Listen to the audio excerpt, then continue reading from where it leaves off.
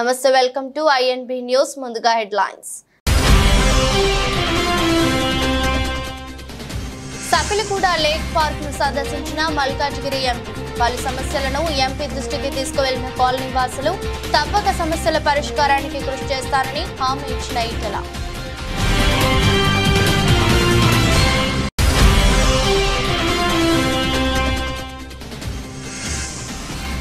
రాబోయే 100 రోజుల్లో రాష్ట్ర వ్యాప్తంగా గంజాయి విక్రయాలకు చెక్ పెడతాం, స్పష్టం చేసిన మంత్రి లోకేష్.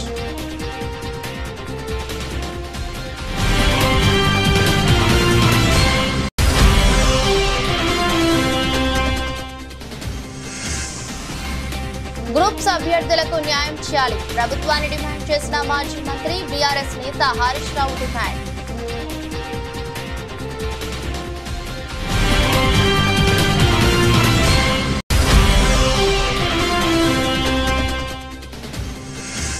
ఋషికొండ భవనాన్ని జగన్ ఇల్లుగా చూపించడం మానుకోండి, ప్రజలను తప్పుదోవ పట్టించే చర్యలు మానుకుంటే మంచిదని వైసీపీ నేత గుడివాడ అమర్నాథ్ సలహా.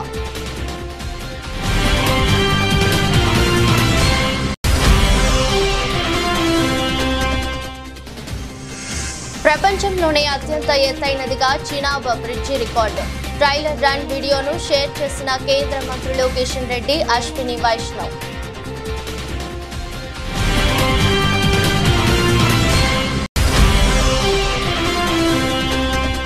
హైదరాబాద్ లో జగన్ నివాసం వద్ద అక్రమ కట్టడాల కూల్చివేత అనంతరం జీహెచ్ఎంసీ అధికారి బదిలీ. ఉన్నతాధికారుల ఆమోదం తీసుకోకపోవడంతో తీవ్రంగా పరిగణించిన తెలంగాణ సర్కార్.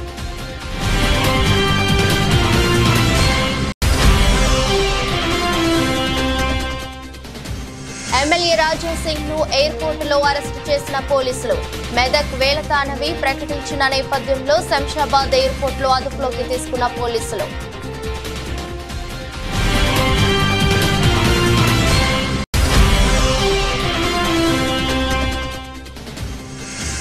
నేపాల్ పై విజయం, 21 పరుగుల తేడాతో బంగ్లా ఘన విజయం.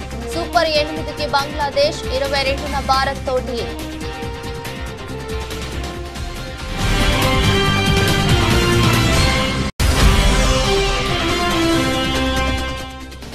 పశ్చిమ బెంగాల్లోని డార్జిలింగ్ జిల్లాలో ఘోర ప్రమాదం. ప్యాసింజర్ రైలు ఢీకొన్న గూడ్స్ ట్రైన్. ఘటనా స్థలానికి చేరుకున్న సహాయక బృందాలు.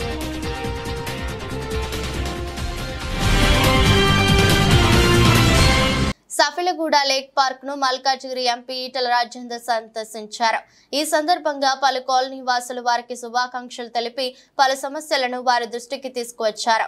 ముఖ్యంగా సఫిలగూడ లేక్ పార్క్ లో మురుగు నీటి శుద్ధీకరణ unit, under ground drainage, Vajpayee Nagar under pass, Anandbagh లో MMTS స్టాఫ్, సఫిలగూడ రైల్వే గేట్ వద్ద ఎమర్జెన్సీ అండర్ పాస్, దోమల సమస్య తదితర సమస్యలపైన చర్చించడం జరిగింది. ఈ సందర్భంగా వారు మాట్లాడుతూ తప్పక సమస్యల పరిష్కారానికి కృషి చేస్తానని హామీ ఇచ్చారు. ఘటనే రాబోయే కాలంలో ఉంటాయి కాబట్టి నాకు ఎవరి తిట్టే ఆకలి కానీ కోపం చేసే ఆకలి కూడా లేదు. ఆ సోయితో ఆ సెన్స్తో పనిచేయాలని మాత్రమే నేను కోరుకుంటాను. కాబట్టి దయచేసి మళ్ళీ మళ్ళీ వస్తా. నేను ఈ మధ్యనే అనుకుంటున్నాం, ప్రతి విషయంలో మీరు ఏది ఫీల్ అవుతుందో, మీరు ఇది మంచిగా లేదని చెప్పి ఏదంటారో నాకు కూడా అది మంచిగానే ఉండదు.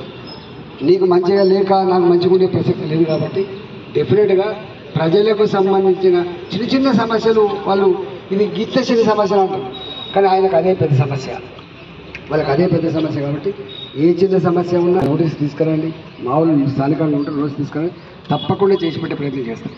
ఇక్కడ నేను హుజరాబాద్లో 20 ఏళ్ళు ఉన్నా. వీళ్ళందరూ వచ్చింది మారికి వచ్చిండ్రు.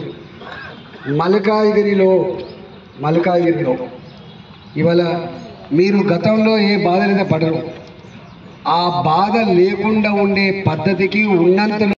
మంగళగిరిలో మంత్రి నారా లోకేష్ మాట్లాడుతూ రాబోయే 100 రోజుల్లో రాష్ట్ర వ్యాప్తంగా గంజాయి విక్రయాలకు చెక్ పెడుతున్నామన్నారు. ప్రజా దర్బార్ ను అన్ని నియోజకవర్గాల్లోనూ నిర్వహించే అంశాన్ని పరిశీలిస్తున్నట్టు చెప్పారు. కాగా గత 2 రోజులుగా లోకేష్ నిర్వహిస్తున్న ప్రజా దర్బార్ కు అనూహ్య స్పందన లభిస్తోంది.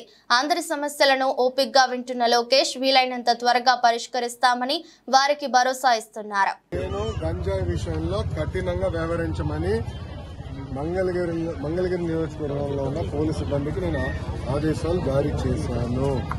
మొదటి 100 రోజుల గంజాయి ఫుల్ స్టాప్ పెట్టాలని చెప్పాను. ప్రత్యేకంగా నేను డీజీ గారిని కలిసి హోంమంత్రి గారిని కూడా కలిసి నిన్న రాత్రి కూడా హోంమంత్రి అనిత గారితో కూడా మాట్లాడటం జరిగింది. పాదయాత్రలో గంజాయి వల్ల కుటుంబాలు ఎలా నాశనమైనాయో చూశాను. మీరు కఠినంగా వ్యవహరించాలని ఆమెను కోరాను. మేడం గారు కూడా సమీక్ష పెడుతున్నారు, సభ్యుతో రివ్యూ చేస్తున్నారు.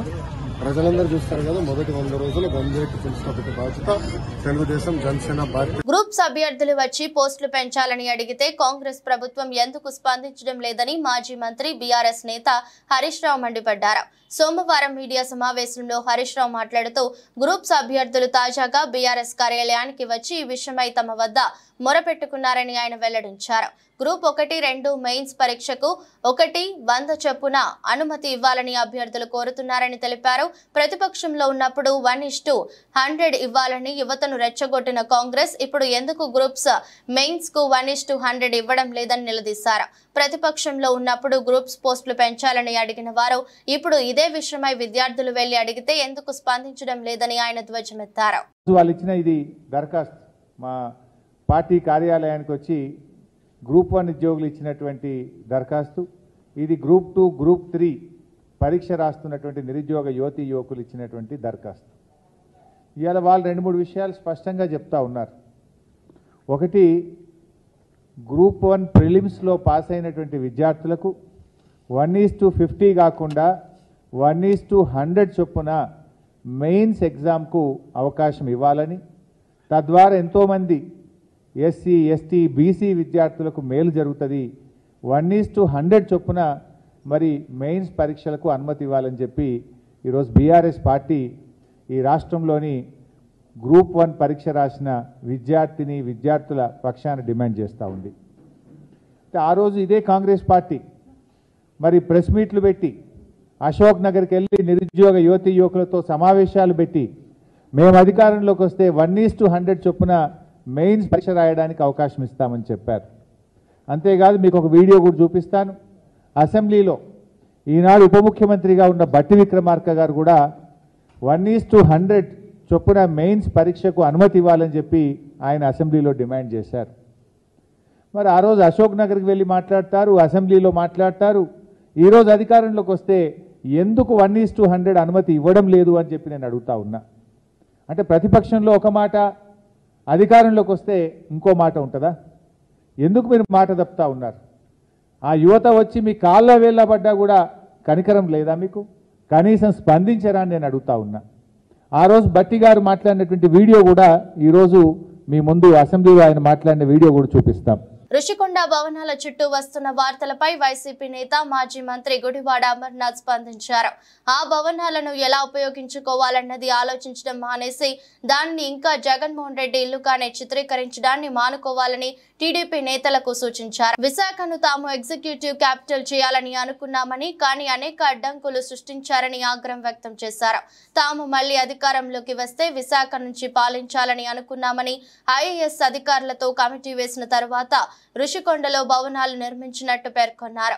ప్రభుత్వ ధనం దుర్వినియోగం చేయి గురించి మాట్లాడాల్సి వస్తే 2014 నుంచి 2019 వరకు జరిగిన దానిపైన మాట్లాడాల్సి వస్తుందని పేర్కొన్నారు. తాము ఇప్పుడే విమర్శలు చేస్తే అధికారం కోల్పోవడాన్ని జీర్ణించుకోలేక చేస్తున్నామని అనుకుంటారని, అలాంటి విషయాల జోలికి పోవడం లేదని తెలిపారు. మంత్రిగా ఉన్నాను మొన్నటి వరకు. మా క్యాంప్ ఆఫీసెస్ ఉంటాయి. క్యాంప్ ఆఫీసెస్లో ఫర్నిచరో లేకపోతే ఇంకోటో ప్రభుత్వానికి సంబంధించినటువంటి మేము వాడుకున్నప్పుడు మాది టర్మ్ కంప్లీట్ అయిపోయిన తర్వాత మీరు ఏమేమి ఇచ్చారనేటువంటివి మళ్ళీ వాళ్ళకి అప్పచెప్పేటువంటి కార్యక్రమం చేస్తాం. ఇవి కాకుండా ఇంకేదైనా ఉంటే వాళ్ళని తెలియజెప్పమని చెప్తాం. లేదా కొన్ని సందర్భాల్లో ఏమంటారంటే ఇవి మిస్ అయ్యానో లేకపోతే ఇవి రాలేదనో ఈ టైంలో దీనికి ఇది డబ్బులు కట్టమని చెప్పి వారు ఓసారి కోరుతుంటారు. కోరినప్పుడు డబ్బులు కట్టేసి క్లియర్ చేసుకునేటువంటి కార్యక్రమం చేస్తాం. ఇప్పుడు నేను మొన్న విజయవాడలో మన క్యాంప్ ఆఫీస్ వెకేట్ చేసినప్పుడు గవర్నమెంట్కి సంబంధించినటువంటి కొంత మెటీరియల్ కంప్యూటర్స్ కానీ లేకపోతే కొన్ని అదర్ సిస్టమ్స్ కానీ ప్రింటర్స్ కానీ ఇలాంటివి ఉన్నప్పుడు జిఏడికి వాళ్ళకి ఇన్ఫామ్ చేస్తాం, లేదా కన్సర్న్ డిపార్ట్మెంట్స్కి ఇన్ఫామ్ చేస్తాం, వచ్చి దాన్ని టేక్ ఓవర్ చేసుకోమని చెప్పి మనం ఏదైతే పంచనామా కింద రాస్తామో వాళ్ళు అన్నీ రాసుకొని వెళ్ళిపోతుంటారు. ఇది ప్రొసీజర్. జరిగి ప్రభుత్వం వాళ్ళు 4వ తారీఖున అధికారంలోకి వచ్చారు. అధికారంలోకి వచ్చిన తర్వాత మరుసటి రోజే మనం సీఎం క్యాంప్ ఆఫీస్ నుంచి ఇంటిమేట్ చేసాం. హ్యాండ్ ఓవర్ చేయాల్సినటువంటి అన్నీ హ్యాండ్ ఓవర్ చేస్తాం. ఇంకా ఏమైనా ఉన్నాయనుకో చెప్పాలి తప్ప ఇదేంటిది నాకు తెలియక అడుగుతాను. వాళ్ళు ప్రభుత్వాల్లో ఉన్నారు కదా, వాళ్ళు గతంలో పనిచేశారు. ఒక్క ఇరిగేషన్ గెస్ట్ హౌస్ ఇవన్నీ మాట్లాడుకుంటున్నాం మనం. గతంలో దేవినేని ఉమ గారు ఇరిగేషన్ మంత్రిగా ఉన్నప్పుడు విజయవాడలో 45 కోట్ల రూపాయలు పెట్టి ఇరిగేషన్ గెస్ట్ హౌస్ కట్టాడు. ఎవరి డబ్బు మరి అది? అన్నీ మనం మాటలు తవ్వుకుంటే 100 బయటపడతాయి. సో ఏదేమైనప్పటికీ ఇవి కొన్ని ప్రొసీజర్స్ ఉంటాయి, ఆ ప్రొసీజర్ ప్రకారం జరుగుతాయి. ఇప్పుడు గతంలో వాళ్ళు కోడెల శివప్రసాద్ గారితో కంపేర్ చేస్తున్నారు. అది సంవత్సరం పోయిన తర్వాత వచ్చింది బయటికి. అది ఇది మేము అధికారం పోయి కేవలం 15 రోజులు అయింది. 15 రోజులు కూడా పూర్తి కావలేదు. ప్రొసీజర్ ప్రకారం అని జరుగుతుంటే వాళ్ళు కన్సర్న్ డిపార్ట్మెంట్కి ఏమైనా ఉంటే వాళ్ళు అయితే రేట్ కడుతుంటారు, లేకపోతే మనకు ఒకవేళ మెటీరియల్ ఉంటే వాళ్ళు తీసుకెళ్ళిపోతారు, మనం హ్యాండ్ ఓవర్ చేసేస్తుంటాం. ఇది ప్రొసీజర్ ప్రకారం జరిగేటువంటి. మెదక్లో జంతు వధకు సంబంధించి అల్లర్లు జరగడం తెలిసిందే. దుకాణాలు, వాహనాలు ధ్వంసమయ్యాయి. 2 వర్గాల మధ్య జరిగిన ఘర్షణలో రాజ్ అరుణ్ అనే యువకుడు కత్తిపోట్లకు గురికాక నర్సింగ్ అనే యువకుడు రాళ్ల దాడిలో గాయపడ్డాడు. ఈ నేపథ్యంలో మెదక్ వెళ్లేందుకు ముంబై నుంచి హైదరాబాద్ వచ్చిన గోషామహల్ ఎమ్మెల్యే రాజా సింగ్ ను పోలీసులు ఎయిర్పోర్ట్ లో అరెస్ట్ చేశారు. తాను మెదక్ వెళ్తానని రాజా సింగ్ ముందుగానే ప్రకటించడంతో పోలీసులు అప్రమత్తం అయ్యారు. ఆయన ముంబై నుంచి వస్తున్నారని తెలుసుకుని శంషాబాద్ ఎయిర్పోర్ట్ లోనే అదుపులోకి తీసుకున్నారు. అటు మెదక్ లో బీజేపీ శ్రేణులు బంద్ కు పిలుపునిచ్చాయి. ఐజీ రంగనాథ, ఎస్పీ బాలస్వామి ఆధ్వర్యంలో భారీ బందోబస్తు ఏర్పాటు చేశారు.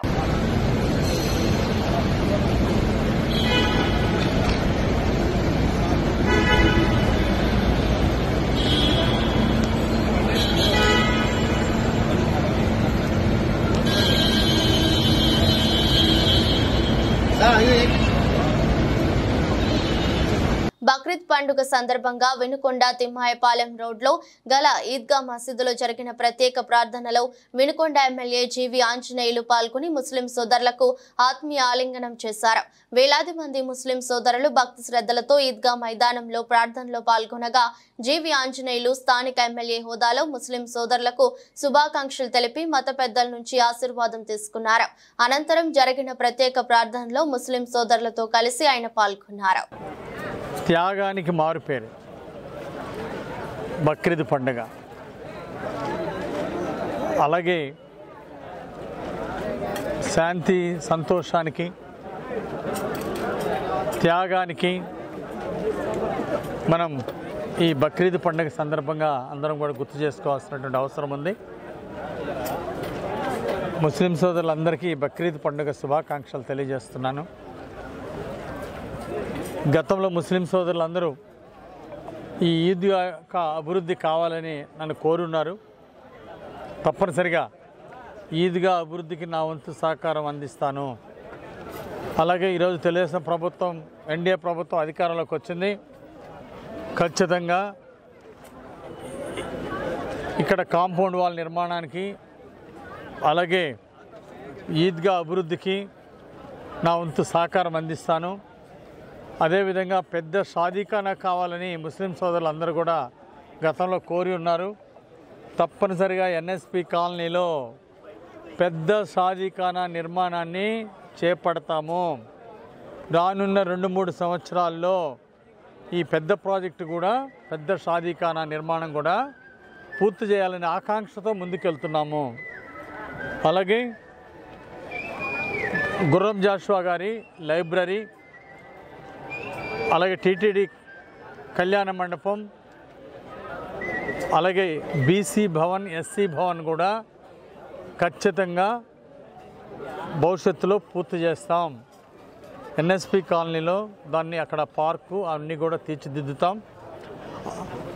గతంలో ముస్లిం సోదరులందరినీ కలిశాను. వాళ్ళందరి ముస్లిం సోదరులందరూ కూడా నా గెలుపుకి ఎంతో సహకారం అందించారు. ఈ మధ్య సోషల్ మీడియాలో వ్యూస్ కోసం తనపై తప్పుడు వార్తలు రాస్తున్నారని, ఇలా ఒక నాయకుడి క్రెడిబిలిటీ మీరు వాడుకోవడం మంచిది కాదని మాజీ మంత్రి సిద్దిపేట ఎమ్మెల్యే హరీష్ రావు అన్నారు.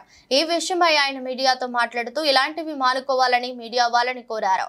భవిష్యత్తులో ఇలాంటివి రిపీట్ చేస్తే చట్టపరమైన చర్యలు తీసుకోవడానికి కూడా వెనకాడనని స్పష్టం చేశారు. ఈ మధ్య సోషల్ మీడియాలో ఏమైందే ఈ వ్యూస్ కోసం ఈ తంబులు అంటారట కదా వాటిని, నాకు కుదరదు, తంబు నెయిల్స్ కోసం సెన్సేషనల్ హెడ్డింగ్స్ పెడుతున్నారు.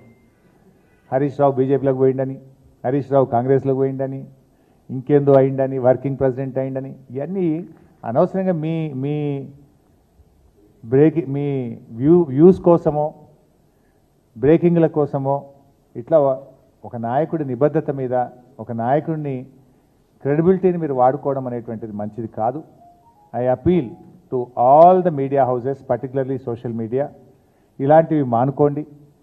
మీకు అంతా ఏదన్నా అనుమానం ఉంటే డైరెక్ట్గా నాతో మాట్లాడి పెట్టండి. కానీ ఇట్లా పెట్టడం ద్వారా ఏమవుతుందంటే లీడర్ క్రెడిబిలిటీని దెబ్బతీసేది మంచిది కాదు. నేను కూడా ఇంకా తప్పని పరిస్థితి, భవిష్యత్తులో ఇట్లాంటి రిపీట్ అయితే అవసరమైతే లీగల్ నోటీసులు ఇవ్వడానికి చట్టపరమైన చర్యలకు కూడా వెనుకాడమని నేను వారికి తెలియజేస్తా ఉన్నా. దయచేసి మీ థంబ్నెయిల్స్ను వాస్తవాలు ఉంటే పెట్టండి తప్ప మీకోసం మీరు లేని పెట్టి ఇట్లా మా క్రెడిబిలిటీని మా పార్టీని దెబ్బతీసే విధంగా వ్యవహరించొద్దని నేను ఇప్పటికీ చాలాసార్లు కూడా చెప్పున్నాను. కానీ మళ్ళీ ఇట్లా మీరు ఈ సోషల్ మీడియాలో ఇలాంటివి కూడా పెట్టకూడదని చెప్పి వారికి విజ్ఞప్తి చేస్తూ ఫర్దర్గా ఎవరైనా ఇట్లాంటివి పెడితే, ఎందుకంటే మా బాస్ మా నాయకుడు మా కేసీఆర్ ఏం చెప్తే ఒక కార్యకర్తగా నడిచే వ్యక్తిని నేను. ఇష్టం వచ్చినట్టుగా వాళ్ళు వర్కింగ్ ప్రెసిడెంట్ అని పెడతాడు, వాడు కాంగ్రెస్లో పోతాడని పెడతాడు, వాడు బీజేపీలోకి పోతాడు, ఇవన్నీ ఉంటాయి అసలు ఇట్లా. నేను చాలాసార్లు స్పష్టంగా చెప్పాను, మీ బ్రేకింగ్ల కోసం మీ లైక్ల కోసం మీ వ్యూస్ కోసం మీ రేటింగ్ల కోసం ఒక నాయకుడి యొక్క నిబద్ధతను నిజాయితీని దెబ్బతీయొద్దని ఇలాంటి మానుకోవాలని చెప్పి నేను విజ్ఞప్తి చేస్తున్నాను. శాంతి భద్రతలకు విఘాతం కలిగిస్తే ఎంతటి వారినైనా ఊరుకునే ప్రసక్తే లేదని మెదక్ ఎమ్మెల్యే రోహిత్ హెచ్చరించారు.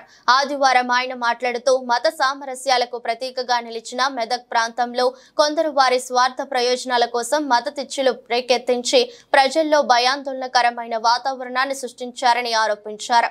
ఎలాంటి అవాంఛనీయ ఘటనలు జరగకుండా పోలీసులు నిరంతరం గస్తీ నిర్వహించాలని అన్నారు. మెదక్ పట్టణంలో ఏదైతే ఘటన జరిగిందో చాలా బాధాకరం, దురదృష్టకరం.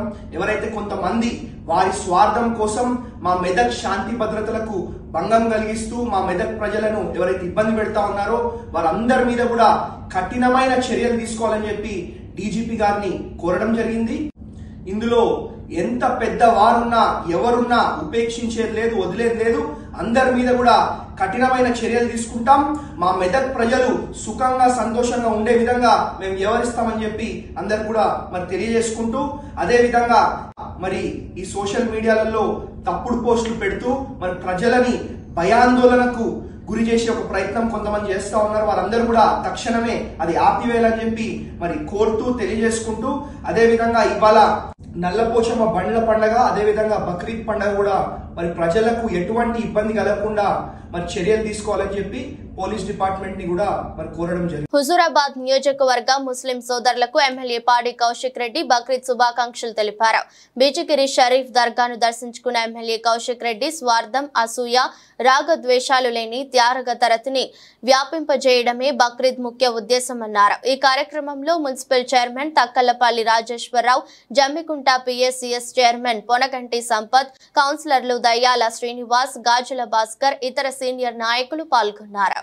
అందరికీ కూడా పేరు పేరున బక్రీద్ శుభాకాంక్షలు తెలియజేస్తూ ఆ అల్లా ఆశీస్సులు మీ మీద మీ కుటుంబ సభ్యుల మీద నిండుగా సరళగా ఉండాలని, మీ అందరూ ఆరోగ్యంతో సుఖ సంతోషాలతో ఉండాలని మనస్ఫూర్తిగా ఆ అల్లాని నేను ప్రార్థిస్తా ఉన్నానని చెప్పి సందర్భంగా మీ అందరికీ కూడా తెలియజేస్తా ఉన్నాను. మొన్న రంజాన్ అయిన రోజు వాస్తవంగా అదే రోజు కూడా నేను రావాల్సింది, కానీ దురదృష్టం ఆ రోజు మా మామయ్యకి బైపాస్ సర్జరీ ఉంటే మీ అందరితో ఆ రోజు నేను ఫోన్లో కూడా మాట్లాడి మీ అందరికీ కూడా విజయం జరిగింది. మీ అందరికీ కూడా ఒప్పుకోవడం కూడా గుర్తిస్తా ఉన్నాను. నేను ఎమ్మెల్సీగా అయిన తర్వాత మన ఇది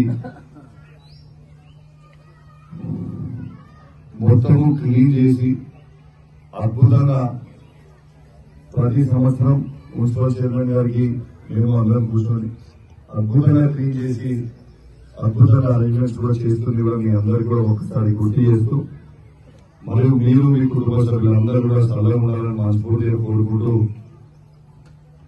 సెలవు తీసుకుంటా ఉన్నాను. Thank you very much. మరొకసారి మీ అందరికీ కూడా పేరు పేరున బక్రీద్ పండుగ శుభాకాంక్షలు తెలియజేస్తూ సెలవు తీసుకుంటాం. Thank you very much. ప్రపంచంలోనే అత్యంత ఎత్తైన రైల్వే వంతెన చినాబ్ బ్రిడ్జి నిర్మాణం దాదాపుగా పూర్తయింది. ఇటీవలే రైల్వే శాఖ వంతెనపై రైలును ప్రయోగాత్మకంగా నడిపింది. ఈ పరీక్ష విజయవంతమైందని, త్వరలో వంతెనపై రైలు సర్వీసులు ప్రారంభమవుతాయని ఉత్తర రైల్వే విభాగం పేర్కొంది. జమ్మూ కాశ్మీర్లోని రంబాన్ జిల్లా సాగల్దాన్ నుంచి రియాసీ జిల్లాను కలుపుతూ ఈ వంతెనను నిర్మించారు. ట్రయల్ రన్ విజయవంతం అవడంపై కేంద్ర మంత్రి కిషన్ రెడ్డి కూడా స్పందించారు. ఇందుకు సంబంధించిన వీడియోను షేర్ చేశారు. త్వరలో రైలు సర్వీసులు ప్రారంభమవుతాయని అన్నారు. భారత్ లో ప్రస్తుతం కన్యాకుమారి నుంచి కత్రా, కాశ్మీర్ లోయలోని బారాముల్లా నుంచి సంగల్దాన్ వరకు రైల్వే సేవలు కొనసాగుతున్నాయి. తాజాగా పూర్తయిన ఈ వంతెన ప్రజలకు అత్యంత ఉపయోగకరంగా మారనుంది. రైలు మార్గం ద్వారా కాశ్మీర్ ను భారత్ లోని మిగతా ప్రాంతాలకు అనుసంధానించేందుకు చేపట్టిన ఉదంపూర్, శ్రీనగర్, బారాముల్లా రైల్వే ప్రాజెక్టులో ఇది భాగం. చినాబ్ నది గర్భం నుంచి 359 మీటర్ల ఎత్తులో దీన్ని నిర్మించారు. దీని పొడవు 1315 మీటర్లు. ఇప్పటి వరకు చైనాలోని బెయిపాన్ నదిపై ఉన్న షబాయ్ రైల్వే వంతెన మీటర్ల ఎత్తు పేరుతో ఉన్న ప్రపంచ రికార్డును ఇది అధిగమించింది. ప్రపంచ ప్రఖ్యాత ఈఫిల్ టవర్ కంటే చినాబ్ వంతెన ఎత్తు 30 మీటర్లు ఎక్కువ.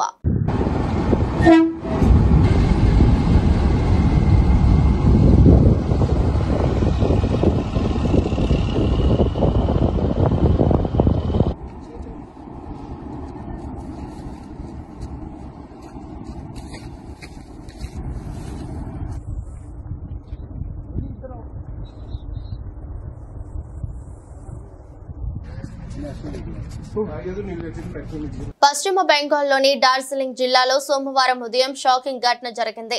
అసోంలోని సిల్చార్ నుంచి కోల్కతాకు వెళుతున్న కంచన్జుంగా ప్యాసింజర్ ఎక్స్ప్రెస్ రైలును ఢీకొట్టి గూడ్స్ రైలు ఢీకొట్టింది. న్యూ జల్పాయ్గురికి సమీపంలోని రంగపాని స్టేషన్ కి సమీపంలో ఈ ప్రమాదం జరిగింది. గూడ్స్ రైలు వెనుక నుంచి వచ్చి ప్యాసింజర్ రైలును ఢీకొట్టింది. ఈ ప్రమాదంలో ఎక్స్ప్రెస్ రైలుకు చెందిన 2 కోచ్లు పట్టాలు తప్పాయి. ఈ ఘటనలో 5 ప్రయాణికులు మృత్యువాత పడ్డారు. 20 నుండి 25 మంది గాయపడ్డారని డార్జిలింగ్ జిల్లా పోలీసు అదనపు ఎస్పీ అభిషేక్ రాయ్ వెల్లడించారు. ఈ రైలు ప్రమాదంపై పశ్చిమ బెంగాల్ ముఖ్యమంత్రి మమతా బెనర్జీ ఎక్స్ వేదికగా స్పందించారు. డాక్టర్లు, విపత్తు నిర్వహణ బృందాలు ఘటనా స్థలానికి చేరుకున్నాయని ఆమె తెలిపారు. డార్జిలింగ్ జిల్లాలో జరిగిన ఘోర రైలు ప్రమాదం గురించి ఇప్పుడే తెలిసిందని, ఈ వార్త తెలిసి దిగ్భ్రాంతికి గురయ్యానని ఆమె చెప్పారు. సహాయ చర్యలు యుద్ధ ప్రాతిపదికన ప్రారంభమయ్యాయని ఆమె వివరించారు. కాగా ఈ ఘటనకు సంబంధించిన మరిన్ని వివరాలు అందాల్సి ఉంది. अभी थोड़ा गंभीर है। ये आप देख रहे हैं कंचनजंगा एक्सप्रेस है। ये पीछे यहाँ पे खड़ा था और पीछे से एक मालगाड़ी आके उसको ठोक दिया। 3 बॉगी अभी तक डिटेल्ड हुआ है, 5 फैटलिटी हुआ है, कैजुअलिटी हुआ है 5। अभी तक हम रेस्क्यू कर लिया है। और मालगाड़ी का जो आगे का इंजन है वहाँ पे गैस कटर लगेगा। आरपीएफ भी आ गए है, हम लोग लोकल पीएस से आ गए हैं। ठीक है, डेथ कैजुअलिटी कितनी हुई है? अभी तक जो हिसाब है 5 हुआ है। ठीक है, और कितने लोगों की मौत हुई है? 5 का मौत हुआ है अभी तक। ठीक है, इंजर्ड हुआ है? इंजर्ड अभी तक 25 to 30 nearly, but the injuries are not fatal. We have already rescued them with their luggages।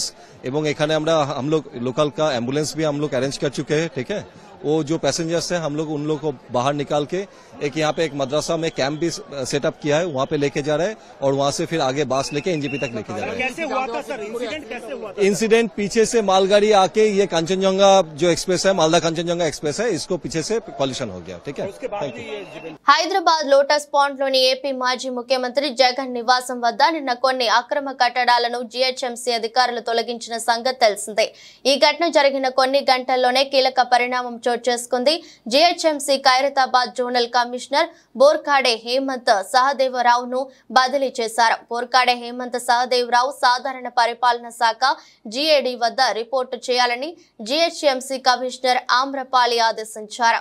Jagan నివాసం వద్ద ఫుట్పాత్లను ఆక్రమించి సెక్యూరిటీ అవుట్ పోస్టులను నిర్మించారని, తద్వారా ట్రాఫిక్ ఇబ్బందులు కలుగుతున్నాయన్న ఫిర్యాదులతో ఈ కట్టడాలను కూల్చినట్టు తెలుస్తోంది. ఈ కూల్చివేతలకు ఉన్నతాధికారుల ఆమోదం తీసుకోకుండానే ముందడుగు వేయడం పట్ల తెలంగాణ సర్కార్ తీవ్రంగా పరిగణించింది. అయితే లోటస్ పాండ్ లో జగన్ నివాసానికి సమీపంలో నివాసం ఉంటున్న ఓ మంత్రి నిర్దేశించిన మేరకే GHMC జోనల్ కమిషనర్ ఈ కూల్చివేతలకు ఉపక్రమించినట్టు సమాచారం. అమెరికాలో బ్రాండెడ్ షోరూంల నుంచి కూడా దొంగలు దర్జాగా వస్తువుల్ని దోచుకెళ్తున్నారు. తాజాగా కాలిఫోర్నియాలో సినిమాల్లో చూపించే చోరీలకు ఏమాత్రం తీసుకోని విధంగా ఓ భారత వ్యాపారికి చెందిన నగల దుకాణంలో దోపిడీ జరిగింది. దుండగులు కేవలం 3 నిమిషాల్లో దుకాణాన్ని లూటీ చేశారు. ఈ నెల 12న అర్ధరాత్రి ఘటన జరిగింది. ఈ ఘటన తాలూకు CCTV దృశ్యాలు ప్రస్తుతం సామాజిక మాధ్యమాల్లో వైరల్ అవుతున్నాయి. వీడియోలోని దృశ్యాల ఆధారంగా సుమారు 20 మంది ముసుగు దొంగలు ఈ దోపిడీకి పాల్పడ్డారు. షాపునకు కాపలాగా ఉన్న సెక్యూరిటీ గార్డును బయటపెట్టి అద్దాల ద్వారం పగలకొట్టి వారు షాపులోకి ప్రవేశించారు. ఆ తర్వాత వెంటనే షోరూమ్ అంతా వ్యాపించి డెస్కుల అద్దాలను పగలకొట్టి అందిన కాడికి ఆభరణాలను బ్యాగుల్లో వేసుకుని పరారయ్యారు. ఈ దోపిడీ తాలూకు దృశ్యాలు అక్కడి CC కెమెరాల్లో రికార్డ్ అయ్యాయి. అవి కాస్త బయటకు రావడంతో ఇప్పుడు వైరల్ అవుతున్నాయి. కాగా లూటీ చేసిన దుండగులకు ప్రాంతం గురించి బాగా తెలిసినట్టు అనిపిస్తుందని స్థానిక మీడియా పేర్కొంది. ఇక రంగంలోకి దిగిన పోలీసులు 5 అనుమానితులను అదుపులోకి తీసుకున్నారు. మిగతా వారి కోసం గాలిస్తున్నారు. T20 వరల్డ్ కప్ లో భాగంగా కింగ్స్ టౌన్ వేదికగా నేపాల్ తో జరిగిన మ్యాచ్ లో బంగ్లాదేశ్ 21 పరుగుల తేడాతో విజయం సాధించింది. ఈ గెలుపుతో బంగ్లాదేశ్ సూపర్ 8కి దూసుకెళ్లింది. గ్రూప్ D నుంచి దక్షిణాఫ్రికా తర్వాత తదుపరి దశకు అర్హత సాధించిన జట్టుగా నిలిచింది. దీంతో సూపర్ 8లో భాగంగా అంటిగ్వా వేదికగా ఈ నెల 22న టీమిండియాతో బంగ్లా తలపడనుంది. ఇక ఈ మ్యాచ్ లో టాస్ ఓడి తొలుత బ్యాటింగ్ చేసిన బంగ్లాను నేపాల్ బౌలర్లు 106 పరుగులకే కట్టడి చేశారు. ఆ జట్టు బ్యాటర్లలో షకీబ్ చేసిన 17 రన్సే అత్యధిక వ్యక్తిగత స్కోరు.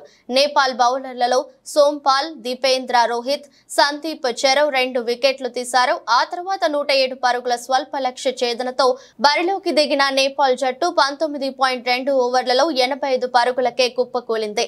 దీంతో బంగ్లాదేశ్ 21 పరుగుల తేడాతో గెలిచింది.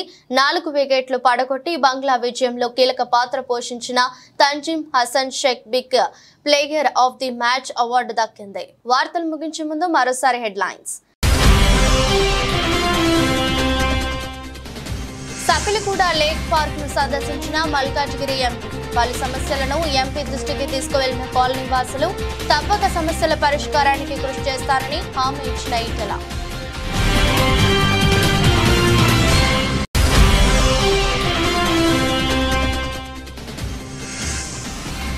రాబోయే 100 రోజుల్లో రాష్ట్ర వ్యాప్తంగా గంజాయి విక్రయాలకు చెక్ పెడతాం, స్పష్టం చేసిన మంత్రి లోకేష్.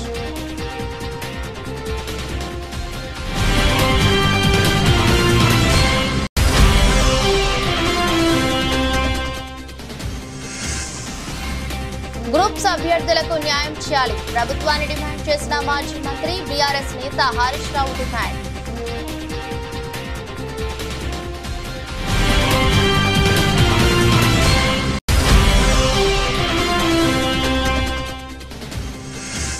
ఋషికొండ భవనాన్ని జగన్ ఇల్లుగా చూపించడం మానుకోండి, ప్రజలను తప్పుదోవ పట్టించే చర్యలు మానుకుంటే మంచిదని వైసీపీ నేత గుడివాడ అమర్నాథ్ సలహా.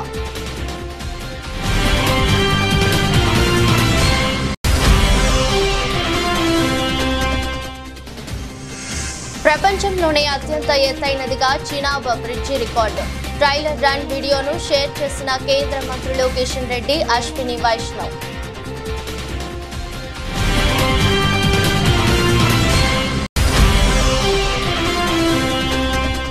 హైదరాబాద్ లో జగన్ నివాసం వద్ద అక్రమ కట్టడాల కూల్చివేత అనంతరం GHMC అధికారి బదిలీ. ఉన్నతాధికారుల ఆమోదం తీసుకోకపోవడంతో తీవ్రంగా పరిగణించిన తెలంగాణ సర్కార్.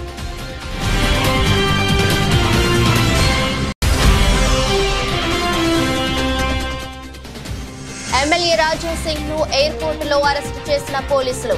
మెదక్ వేలతానవి ప్రకటించిన నేపథ్యంలో శంషాబాద్ ఎయిర్పోర్ట్ లో అదుపులోకి తీసుకున్న పోలీసులు.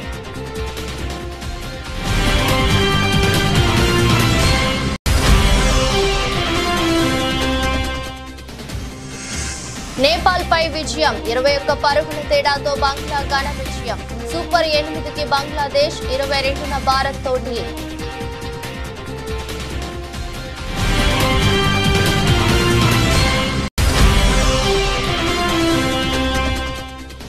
పశ్చిమ బెంగాల్లోని డార్జిలింగ్ జిల్లాలో ఘోర ప్రమాదం. ప్యాసింజర్ రైలు ఢీకొన్న గూడ్స్ ట్రైన్. ఘటనా స్థలానికి చేరుకున్న సహాయక బృందాలు.